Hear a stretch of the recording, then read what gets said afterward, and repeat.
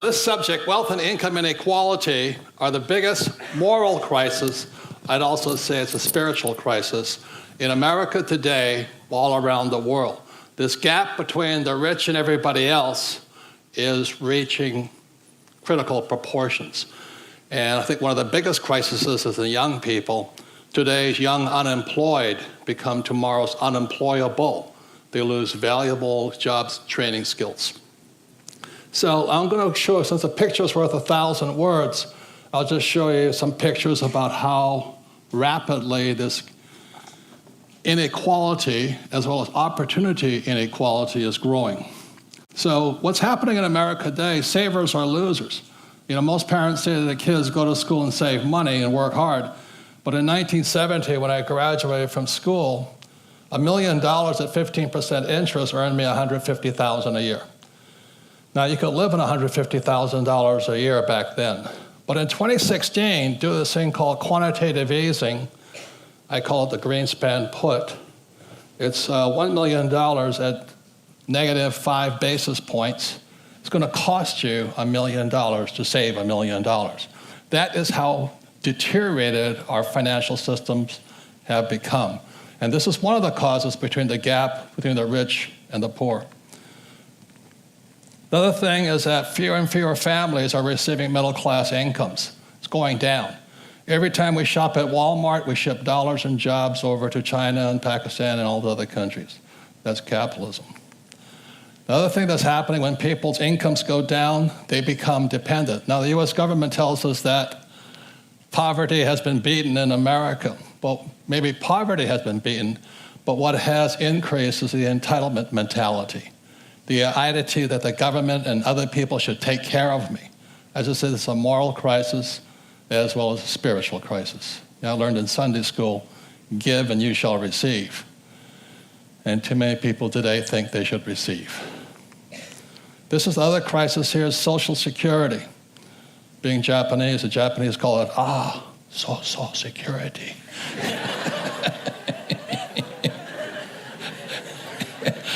I'm a racist, I know. But anyway, I've met so many people my age. There's about 75 million baby boomers. I'm at the top of the baby boom chain. We expect the government to take care of us. That's a lot of highly educated people. That is a crisis. So in 2002, I published this book, Rich Dad's Prophecy. 14 years later, the prediction was that 2016, there'd be a global financial crash. We're in 2016. And here we are in 2016.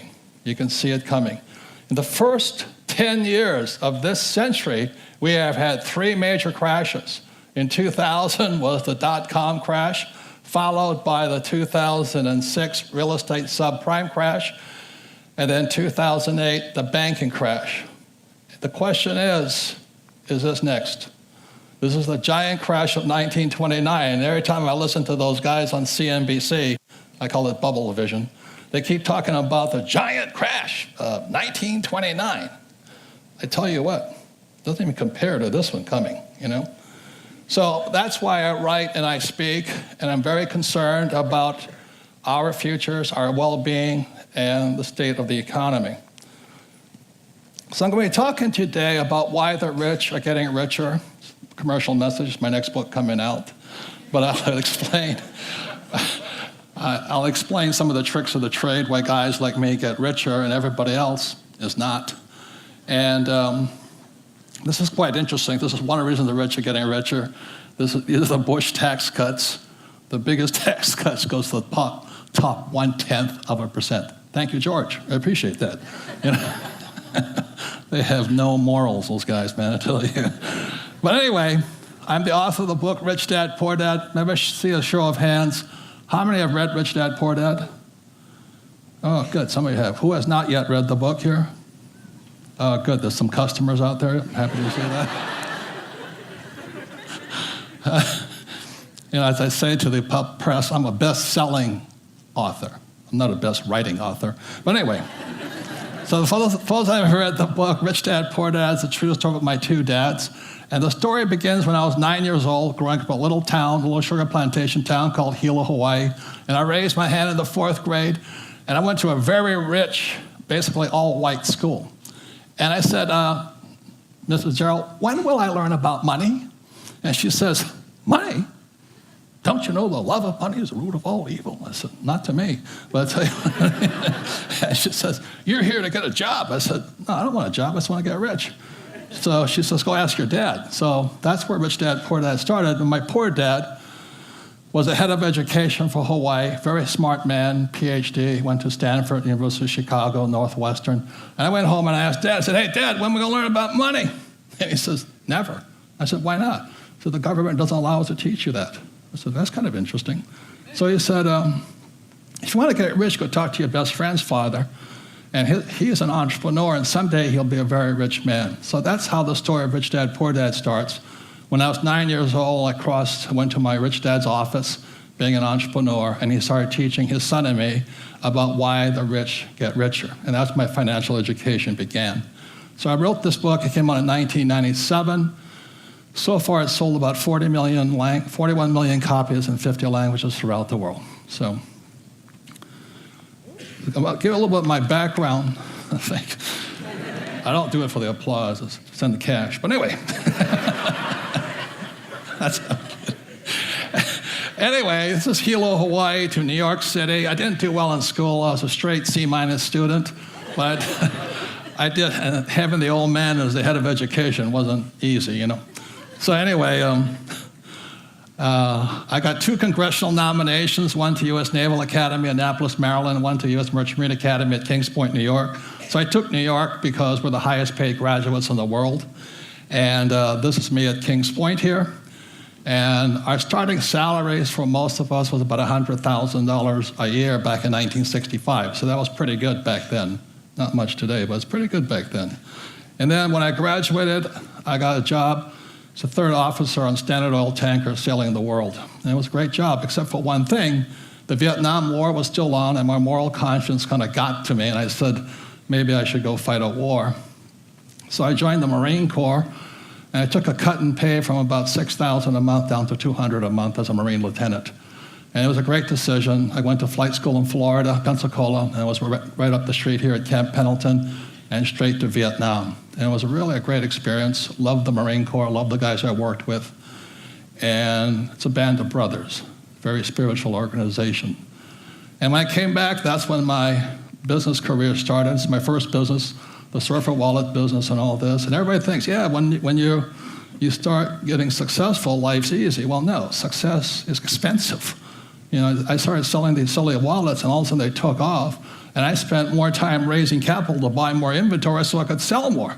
But it was a great learning experience. I learned to make a lot of money selling wallets. But anyway, my life changed when I met this man here, Dr. R. Buckminster Fuller. This here is what Fuller is noted for. He's considered a futurist and a friendly genius. This is a geodesic dome, which was at the Montreal World's Fair in 1967. So in 1967, I hitchhiked from New York City all the way to Montreal to go see the dome, and it was a mind-blowing experience. I never thought I'd ever meet the great genius. You know, John Denver calls him the planet's friendly genius. So anyway, but in 1981, I had a chance to study with him up in Kirkwood, California, near Lake Tahoe for 5 days. And I made the mistake of sitting down next to, well, he sat down next to me, really. And it was called the Future of Business Seminar. And he sits down next to me. He says, Robert, what is your life's purpose? What is your mission in life? I said, oh, to get rich. Wrong answer. He chewed me out. He says, it's a waste of a good mind. You know, it says, why don't you do something to change the world? It's change the world. I just want to get rich, you know. And finally, I got it. As he says, you know, I'm not here to work for me. I'm here to work for everybody else. And it was a pretty cathartic event once I realized how greedy I was. Then I studied with him for 3 years.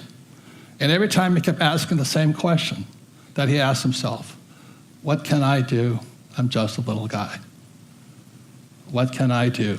I'm just a little guy. He was tiny too. So I ask all of you, what can you do? We're just little people in many ways. So I studied with him for 3 times, 81, 82, and 83. And then he passed away on July 1st, 1983. He left this book behind. It's called The Grunch of Giants. It stands for Gross Universal Cashites, GRUNCH. It's how the ultra-rich rip us off. Now, Fuller is a friendly genius. He never wrote finance books or economic books. He's math, science, art, design. He's an architect.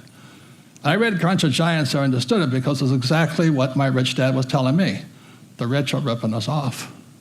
So at that point, I said, what can I do? I'm just a little guy. And I decided at that time I would take on Grunch.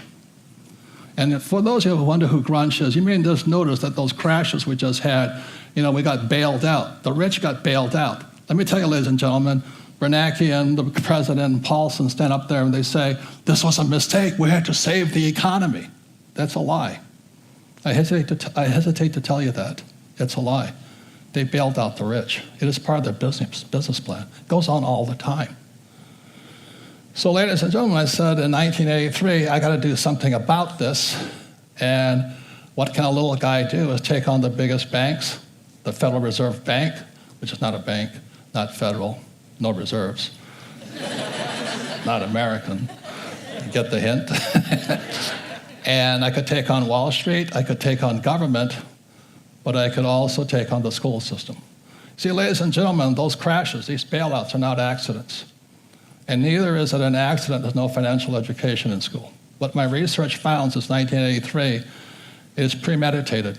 Just as prior to the Civil War it was illegal to educate a slave, we're not allowed to learn about money in school. And when I found that out, I said, okay, it's time for me to get on with my life and start teaching. So I became much like my rich dad and my poor dad. I started teaching.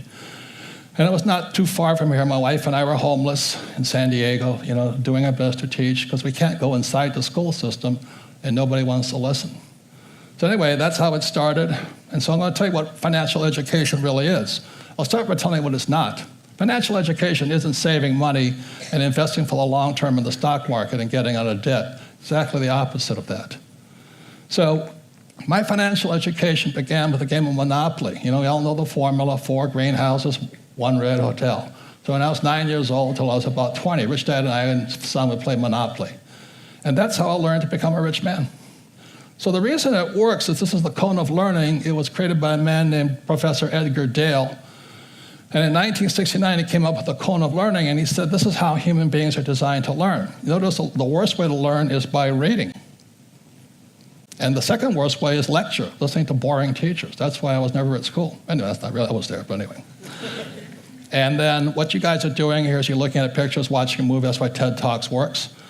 But also, the second best way is called simulation. Simulation is where you get to make your mistakes. You get to make your mistakes after mistakes. You just make mistakes. See, human beings learn by making mistakes, except in school you make mistakes, you're considered stupid. In business, you make a mistake, you're fired, and you make a mistake in business, you're a failure. So a person's got to find a place to make mistakes. In scientists like Edison, it was a laboratory. So the reason I learned a lot was I made mistakes playing Monopoly. That's how I learned so much.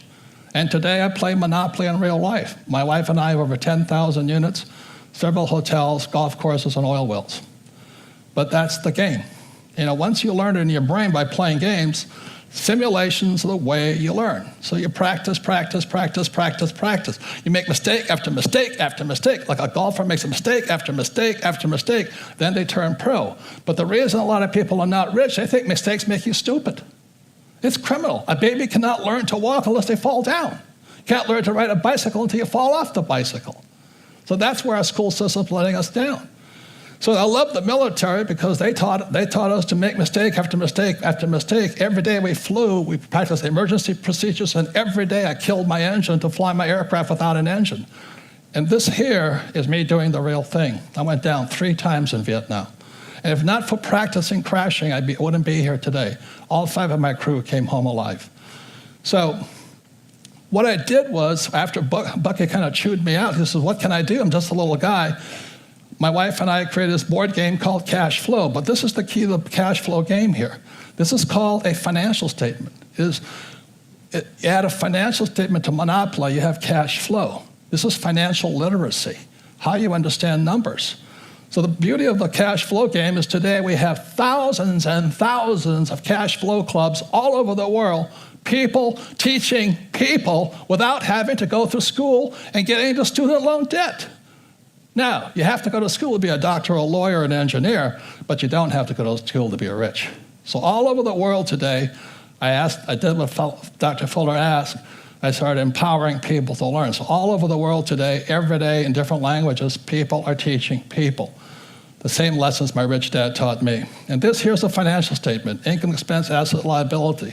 The beauty of this here is this. This is your report card when you leave school. My banker never asked me my grade point average or what school I went to. My banker wants to see my financial statement. And the reason most people can't get loans is they don't have a financial statement. They don't even know what it is when they leave school, even college graduates. The reason I can borrow hundreds of millions of dollars, I have a strong financial statement. It's financial literacy. And this here is very simply, it's income, expense, asset, liabilities. Poor dad always said, go to school and get a high-paying job. The problem with education, they teach you to be employees. Rich dad taught me to be an entrepreneur, acquiring assets. 4 greenhouses, 1 red hotel. Assets are very simple. You can plant an apple seed, and an apple seed grows into a tree. You harvest the apples. You sell the apples, you reinvest your profits, and you keep building an orchard. That's how you get rich. Or a friend of mine, when he was in high school, his grandma gave him some chickens. Those chickens laid eggs. He sold the eggs and reinvested it. And when he was 45, I think he sold his business. He was selling 10 million eggs a day to Costco and Walmart. You don't have to be a rocket scientist to build assets. Just buy a couple of chickens, okay? It's kind of funny, really. So the power of words, financial literacy begins with words, because words affect your brain. As my poor dad always said, I can't afford it. In Sunday school I learned the word becomes flesh. Every time you say you can't afford it, you say, I'm poor, I'm a loser, I can't do something, I'm helpless. The government should take care of me. It's disgusting. The rich dad taught me, how can I afford it? So when I had no money, my wife and I just kept saying, well, how can I afford it? And pretty soon your mind opens up, and that's when intelligence comes in. The most important words in money are basic. There's only 4: assets, liabilities, cash flow. That's it. That's where financial literacy starts. Assets, liabilities, and cash flow. You understand those 4 words, basically, then you can build your vocabulary. Money has a language, but it's not taught in school. It's taught job security versus being an entrepreneur. Look for job security instead of go for financial freedom. It's somebody should take care of you instead of I'm going to take care of other people. As an entrepreneur, I have thousands of employees. That's my job. It's to create other jobs, give them a safe life. So number 1 is assets. Number 2 is liabilities, cash flow. These are liabilities. The reason the poor and middle class grow poor is because they think their house is an asset. If you read Rich Dad, Poor Dad, I said several things. Savers are losers, and your house is not an asset. This came out in 1997 and 2007. The subprime market crashed, and tens of millions of people throughout the world found out their house was a liability. Look, if you use the wrong word to describe the wrong issue, you will always be stupid and broke. So don't call a liability an asset. And that's why so many people are broke. They're using the wrong words. The words become flesh. Financial literacy. Change your words, change your life. Never say I can't afford it. Ask yourself, how can I afford it? Work to acquire assets, not liabilities. That, ladies and gentlemen, we have thousands of cash flow clubs around the world. People are teaching people. You don't have to go to school to learn to be rich. So the thing is, as Bucky Fuller challenged me, what can I do? I'm just a little guy. I stopped making wallets and I started making sense. My wife and I created this cash flow board game. It's played throughout the world today. Every day, tens of thousands of people are teaching themselves. That's how you change the world. But we change your words, you change your life. So the best news is, words are free. It doesn't take millions of dollars to change the world. Just change your words. Thank you very much.